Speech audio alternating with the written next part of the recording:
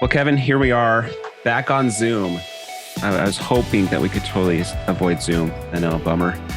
But, sometimes this is convenient enough for us to get a podcast put together, and getting physically together sometimes is really challenging. So welcome to the podcast. I'm Brendan. I'm Kevin. And 2 hours away from you. Yeah, 2 hours away. And we are Lone Lander. This is our 16th podcast. Once again, I think I said this last week, but I am uberly impressed with the consistency we've had on our podcasts. So it's pretty fun. But let's talk backgrounds really quick because, we're on Zoom. We have two backgrounds behind us, so we might as well share what's going on with them. And then we can get into some of the conversation we wanted to have this week. Yeah, definitely. I'll lead off, I guess. So Trail Forks, obviously everybody knows Trail Forks if they're a mountain biker. I was just messing around the other night and I was like, oh, let's check out the Northwest. And I looked at BC and I looked at Oregon, and I think British Columbia had almost 14,000 trails just in British Columbia. Wow. Washington's obviously over 6,000, big dot right there behind me. And then Oregon was like 2,500. And this is why we live where we live. Mountain biking Mecca, pretty much. It's just such a great place to live for many reasons, usually because of weather. It's been hot for us lately and smoky, but it's just a almost year-round mountain biking for us. It is fantastic. Yeah, honestly, we live in, I consider it the Mecca of mountain biking. Those in BC would quickly argue with us about that. And they have a very strong argument. I'd say that they probably would win that if they really, really pushed. But we have so many amazing trail systems, and I don't know, it's just awesome. We were talking with a new partner to our Lone Lander team this week, and he was describing to us that he might, want to move somewhere else, but they can't because this is where mountain biking is. And yeah, we're just called the Pacific Northwest, the PNW, right? Because I'll count British Columbia in that, and Oregon. For sure. Yeah. I mean, and they're all within, 3 or 4 or 5 hours to get to just about anything you'd want to ride, including Whistler, which is the border's open. Have you, well, I know, but it's open enough that I've seen a few of our Instagram and some of our other friends go up and ride for a couple of days.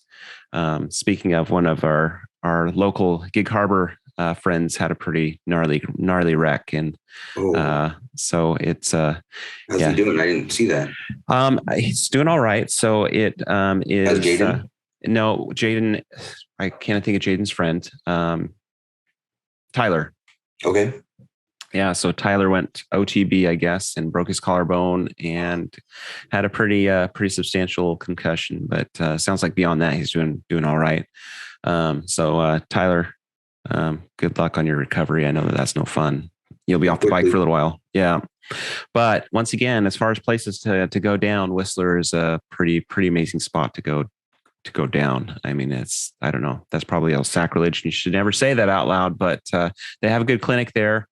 We know from firsthand experience, and it's not a bad place to have a story about where your wreck was. Yeah, very true. So yeah, it's Pacific Northwest, man, we just live in such amazing spots. We really do. I really like this very bottom of the sound picture because those are some of my favorite trails because they're close. That's your turf. It is. It's our turf, but we love everywhere. We ride in some amazing spots. My background is pretty self-explanatory. It's the family. As we're on our last day of Maine, this is kind of what we do. Is we always take a couple doc pictures, and this is our doc picture, and it very appropriately describes our family. You Christmas have card right there. Exactly. What's I don't know, ironic is not the right term for it, but we typically do the crazy picture the very best, and our supposed good pictures don't look so great. So I'll let you decide if this is our crazy picture or a good picture. Either way, it's a classic one, and we'll end up using it on something. It's a fun picture. I mean, you're right. That is your family. Yeah. Each one of you have your own little traits and quirkiness, and just that shows them all right there. Oh, it certainly does. Yeah. It's good. It's good times. It's just, it's nice to have some individualistic people in our family, although some days it's annoying. But that's all right. That's just how life goes. So, Kevin, on our podcast this week, you and I have been in the midst of a lot of excitement, especially through this process of working in COVID to develop a product, to have it shipped to our customers and clients in a uniform manner. And we've run into a lot of things that I think are unique to the time that we're in, but also some lessons that we're learning that sometimes we just don't have control over aspects of a product, from manufacturing to delivery to getting it in the customer's hands in a timely fashion, or a fashion that we would expect to have as a growing business. You and I both come from a very customer centric style of operating, where to us the customer is very, very important from beginning to end. The experience from looking at a product to buying a product to receiving that product. You and I both have a lot of experience in making that a very exciting and good transaction, and we're learning a lot. That's what's been very interesting about this process. But what are your thoughts about some of this, dealing in a COVID era with a non in-house, as far as not in-house, that's not the right words, but not having a manufacturing facility that we own and that we are in control of? Yeah, so there's many challenges. And actually, I'm going to go back to my dad as a kid. I used to be like, hey, when's it going to get here? Like if I ordered something in the mail, and he always said slow boat from China. Right. And I was like, whatever. Well, now I know that, right? As a kid, you're like, stupid dad joke. Slow boat from China is actually a real thing. It is. Found out, right? I mean, right. It's been crazy. It's often hard to communicate because neither side has information. It's in the water. It's stuck at the port leaving. It's stuck at the port arriving. Not enough truck drivers. The port is sick from COVID. There is so many different factors that kind of ties into every single movement of our product. Yeah, it is just it's just so interesting. It's we have at our factory, we have some very key partners that we work specifically with. And what's interesting to me is sometimes how even those key partners aren't aware of what's going on after it's left their facility and gone into the transport situation. We just discovered yesterday that in June, one of the largest ports where our products are shipped out of, they had a COVID situation where the port was shut down for a couple of weeks. And our facilitator didn't necessarily, if they knew, they didn't share a lot of that information with us, or they may not have known. But some of those things that are just so out of your control, you just kind of are stuck with a situation where it's in that transport, and like you're just saying, it's kind of one of those things where in the transport is it? Has it left? Is it sitting in a warehouse somewhere? Where's it at? And it's just been really interesting. I don't know. We've been very upfront, I feel, with our customers, right? Even on our webpage, and we're going to maybe even increase some of those days on there. But roughly, this is how many days it takes to get your airbag. And we try to keep the communication open as much as possible so they know what's going on. But there's often times where we don't know. It's the exact same thing I told you 2 weeks ago. It's on the water or in the port. We have 2 airbags coming in, and they're in the port for almost a month. Mm-hmm. And did not move, but we tracked them to the port, but they just didn't have enough people at the port and trucks and everything to get it delivered from the port. And then they're supposed to arrive. Out of the last minute, they called you and said, hey, they're going to arrive. And they didn't arrive. The tracking is very challenging, I feel, is the biggest challenge, I guess, out of all of it. It's just, it goes back to customer service. We want to communicate to our customers of, hey, this is where your airbag is. Plus, it's fun and exciting when you're placing something and you're like, oh, it's like almost here. I look at my phone all the time if I order a part for my bike or, whatever else. And it's like, oh, it's showing up today, so I keep an eye out for it. And the airbag, the same story, but wins at showing up has been the challenge. Yeah, it has. That those airbags you're just talking about. I lucked out in that I had a really cool like transport dude, the guy that was kind of arranging all the transport to talk to. And he's probably overly busy, and maybe he was just sick of people not being friendly. And so we had like a really brief, like just nice conversation about all this craziness that's going on. And, he's telling me, he said, hey, your shipment is currently set at a 2-day delivery. So it should be there by Friday, which was 2 days ago. He's like, but don't hold your breath. He's like, everything is just crazy right now. And I said, well, what's going on with it? And he said, well, we have kind of this perfect storm of all these things that are happening. And it just is kind of a jumbled mess. And once again, you can't fix one thing without fixing the next thing, without fixing the next thing. And they kind of all take time for that to work. And, I think that's going to be a reoccurring thing for all of us. I mean, I think we're experiencing that in all aspects of our life. Obviously, as a new company, we don't want necessarily for this experience to be, a bad experience, or not even a bad experience, but not the premier experience that we are expecting it to be. But we also have to remember that this is not unique only to us. This is everywhere and in all facets of our environment. And it's just interesting. All the way down to the grocery stores. Have you been to those lately? The shelves are empty, or they usually have 10 facings of something, and now they have 2. Right. Yeah, it's interesting. I mean, it's not a time I think that we should ever be panicked or scared, but it's just kind of an aspect of, this is a relationship of how we are as a global society and how things all mesh together, and it will clean out. It will get better. When that date is, I don't know. And are there people or organizations that are making it more challenging than it should? Maybe things happen, but you just kind of just keep on keeping on. And then that's where we're at with our loam landers and our products. I mean, we have so many things in our design queue, and so many different products that we're working on that we're pushing forward. And this is exciting. And I think that's something for all of our listening base to really understand it. While our podcast today is kind of more on that, here's what really goes into running a business like this, that it's not just simple. It's not just you're designing a product getting built. You have to think about all the other logistics that go into it. And so much back and forth on just, sometimes it's a simple thing, but it needed 15 back and forth messages or emails or tracking and just chasing down the answer. And sometimes no one has the answer, but we're all working together to achieve some kind of answer on that, Yeah. Yeah, I think that one of our strengths is that you and I both are open style people.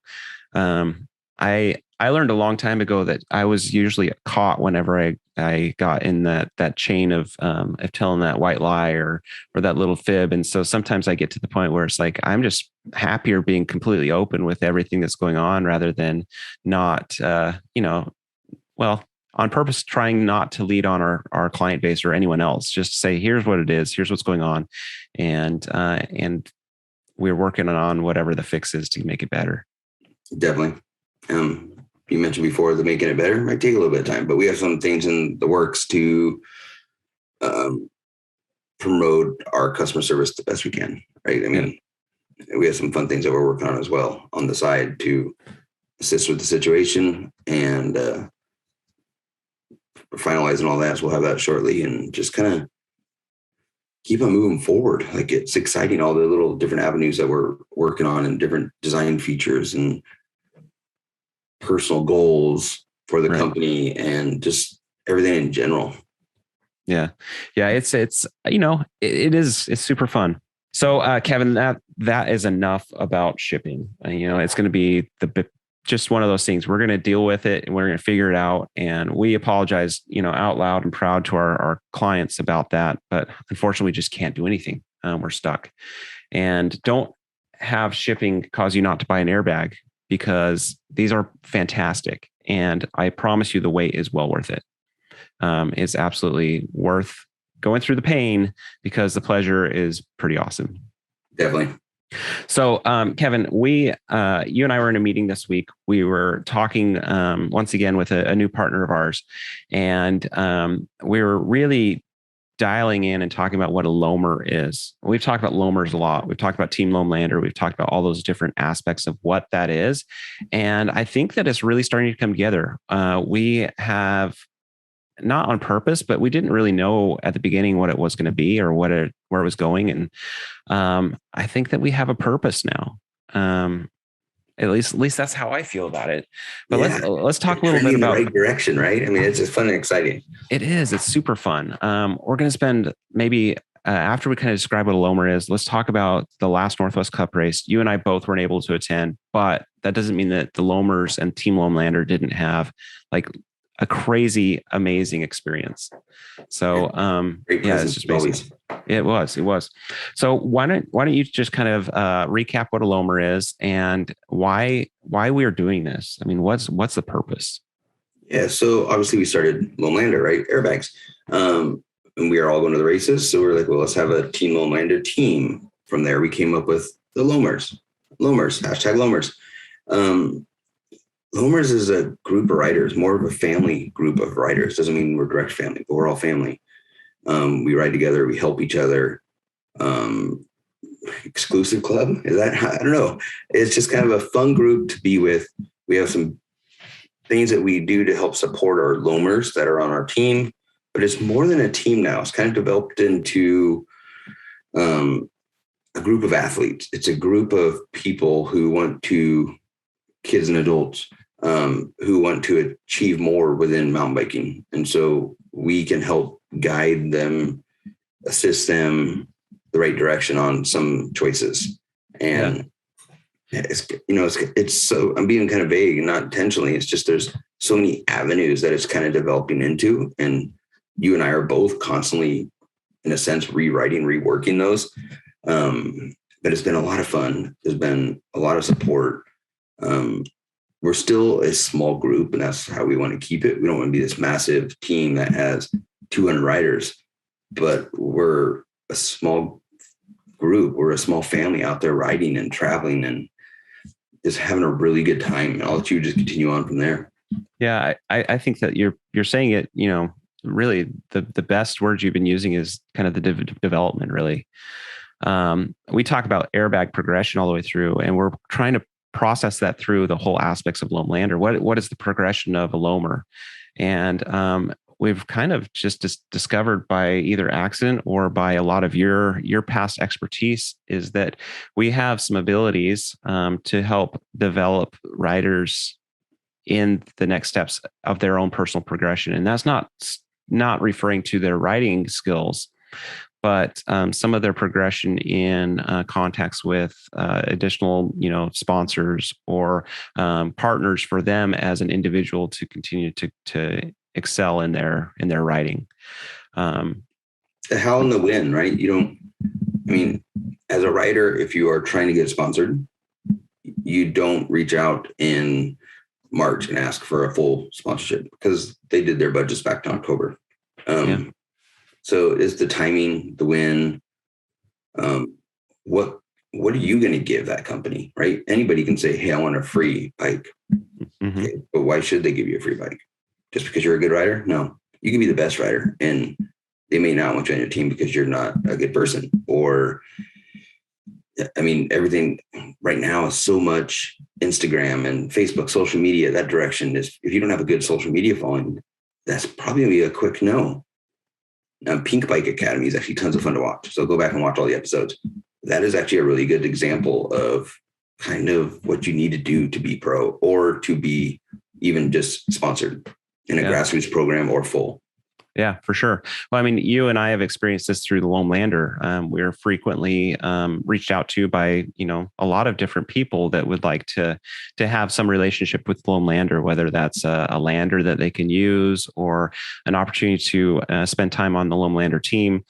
And there's so many aspects of that relationship that go hand in hand. We as a company, we don't have the resources to just hand our product out to everyone or hand out the opportunities to everyone. But there are times where it makes sense for us and for whoever is asking for that style of relationship to make that a relationship. And that's where we're seeing the loamers go, is that the loamers is an opportunity for us to help the athletes that are riding to continue relationships with us, continue relationships with other brands and other companies, and to really start to grow their own little niche and their desires with it. But you're right, it's not made for everyone. And honestly, most of us, unless we're really into it, we don't really want all that goes into being a sponsored rider, because it's not just getting free stuff. Yeah, you don't get free stuff and you're done. There's so much more on the back end that you still have to do. It's just, here comes, I want a free bike. Should X bike company give me a free bike? In my mind, yes. No. No, it doesn't matter if I was the best rider, right? If I didn't have a good social media, or if I was just a rude person in general. Especially be good to the young kids. You have to be a coach moving forward, which is also another aspect that we've talked about in the future of bringing that on, the coaching abilities.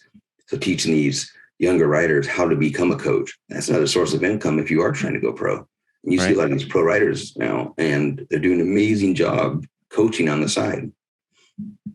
Yeah, it's really, I mean, there are so many opportunities right now for those that are really ingrained in the mountain biking world to continue that love and passion.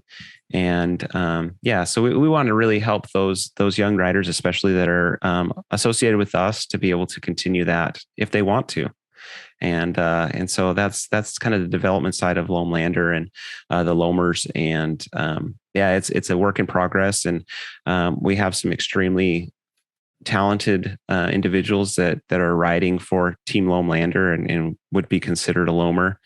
And it will grow over time. But you're right, it is kind of a unique club isn't the right word, but a unique situation, because we are small. We can't facilitate a huge organization that way, but we can facilitate a few. And so it's super exciting. Definitely is. But that takes us right into our next part that we should talk about. The last Northwest Cup, which we were unable to attend. You just got back from vacation, and I did too. I went on vacation, which we talked about in the last podcast. So let's talk about our riders. And we had a good 4 or 5 riders out there. They did awesome. I'll let you pick and just run with one, and I'll run with the next. And let's talk Jake. Okay. So Jake is one of the younger loamers. Jake is super talented. We've talked about Jake in lots of other podcasts. Jake, obviously a close friend and a very very huge part of the Loamlander family. And his family, of course, is a very huge part of the Loamlander family. We'll talk about all of that as we get further in. But Jake had a great race. Jake stepped up to a new bike on 27.5s. He's off of his from 24s, huge difference. He is riding Cat 2. So he as an 11-year-old is just killing it. Came in 4th, which is awesome. And I guess he had a situation where his feet came off the pedals and he had a complete stop. So to come in 4th with a complete stop, that's crazy. That's good. Good job, Jake. And this next race is his for sure. I mean, he has it, like his speed's unreal, right? His cornering, and then just his attitude. He's just back giggling and having fun, and he is a happy kid all the time. And I'm sure that his parents would say that there are times that he's not, but every single time I'm around him, it's the best thing ever is whatever's going on in his world. This is the best sandwich ever. Yeah. This is the best sandwich I've ever had. This is the best riding I've ever had. This is the best, whatever. But no, Jake is a good example of a prime loamer. Let's go Chris Jorgensen. Yeah. Chris Jorgensen, one of the elder. Just kidding. I think I might be older. We're right around the same age. Again, top podium. So that's he's awesome. Cat 2, 40 plus. Nice. And a top podium in Montana. He's been top podium multiple times, and he's doing great for an overall, maybe with Northwest Cup too. I don't know how they do their full overall standings. So you have to attend all races. But I know he's been on podium at, I believe, every single Northwest Cup. He has. And he's attended. I don't know if he's necessarily the leader. Obviously, he's married to the leader of the Jorgensens. We all know our roles, right? Yes. It's usually it's going to be our wives that make everything happen, and sometimes we get to take a little credit. So, yeah, yes, exactly. No, anyways, just a great family, also, right? And that's part of the Loamers. Chris, the old man, landed on top of the podium. Great job. Wish we were there racing too, but we'll see you definitely at the next Northwest Cup. For sure. That's awesome, Chris. And I mean, it's just so cool. That's kind of what makes the family aspect of our Lomelander teams so amazing, is that we can have these experiences with our kids, and we can even show them how it's done sometimes. Although I'm sure that he would quickly say that his sons are probably a little faster or a little more skilled in certain ways. I definitely would say that about my boys, but yeah, it's crazy. Well, we're on the Jorgensen train. Let's talk about Kevin. So Kevin, he broke his arm or hand, or did something a couple of months ago. It was too gnarly for me to look at. For those of you that don't know, I am not the person to come to with a broken arm, broken wrist, split lip, whatever it is. I'm not your guy. I didn't even see the pictures, but I heard they were pretty gross, and I'm glad that I didn't. But Kevin is a professional through and through when it comes to his riding. He is the grand champion of one arm bunny hops. So he beat every single other contestant in a bunny hop contest using one hand. That's insane. It's just crazy. Yeah, he borrows Caden's bike and out bunny hops everybody. His hardtail, right? His dirt jumper. Oh my goodness. And he wasn't even his bike, and he out jumps everybody one-handed, maybe 1.5-handed. I don't know what it is, but it was up there. Whatever it was pretty impressive. In fact, Caden being Kevin's, I'd say probably his best friend. They are two peas in a pod. Caden wasn't so happy about that because Caden was working with two hands, and it's not that Caden didn't have an amazing weekend, because he did. And we'll talk about him in just a second. But yeah, I mean, to win that's crazy. Yeah. So you were just telling me a story earlier off air about that jump contest. Why don't you share that now? Yeah. So I don't know the exact details, but what I do know is one-handed Kevin, bunny hop contest, got a whole bunch of prizes. Volcom and I think others jumped in for that, and which is really cool that they gave prizes for not the race, but kind of like a fun event within the race, right? Mm-hmm. Those are always fun and exciting, and everybody wants to watch those. And he won a whole bunch of prizes. Shout out to Volcom. There's probably others in there too. And then Caden, who actually won junior X Pro. That's huge. His time was so fast that if he raced pro, he would have been in second place. That's insane. That's amazing. And he got a cup saying, congratulations, you're first place. Kevin did a bunny hop and got a whole bunch of stuff. So Caden's cup is really cool. It is a first place, but right. he got him a little 16-ounce pint glass. And Kevin got a whole bunch of stuff. That's funny. Caden, though, and another great kid's the wrong word. I'm sorry. I know he's 15. He's still a kid at 15, He's still a loamer. There you go. That's right. Really talented loamer. Just a good person. He wants to help out the younger kids. He's fun. He's fast. He's fun. He's just another good human being. That's which is part of the loamers. And another first place for him. He is flying all the way around, and things are going great for him. Yeah. Is he going to Russia? Or I know he got invited. I don't believe so. Yeah, because that was this last weekend, wasn't it? Yeah. Yeah. But to have an invite alone is pretty amazing. And what that was World Championships. Yep. So I know his goal next year is actually to hit all as much as he can, the national level worlds. So across the United States. That would be a just amazing and good for him. That's awesome. Or I guess it'd be national, not world, it'd be the national races. Yeah, but those lead to the next steps. And if he wants to take it that way, he definitely has the talent to do it. Yep. It's crazy. And the attitude. He does. I mean, he's good, just a good kid. So how's the loamers out in Montana? That's awesome. Well, I didn't ride there, but I had a really good time on my anniversary.